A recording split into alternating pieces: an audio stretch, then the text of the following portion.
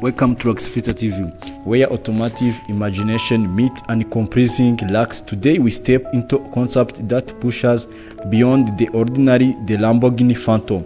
This is not just another high-performance supercar, it's a vision of what Lamborghini could become when briefing designer, cutting-edge technology, pure driving emotion come together in one extraordinary machine.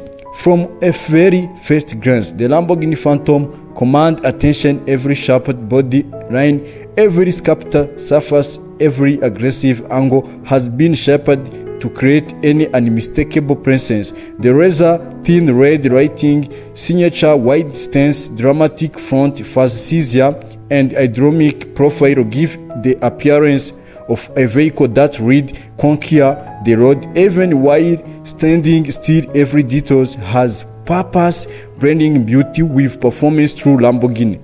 Step inside and experience become even more remarkable. Delivery focus cockpit surrounded with premium Alcantara carbon fiber, precision crafted control, the futuristic steering wheel, digital instrument cluster, advanced center sensory press every ensured function with effortless rich ambient lighting flows through cabin, creating an atmosphere that feels above modern exclusive wide performance inspire.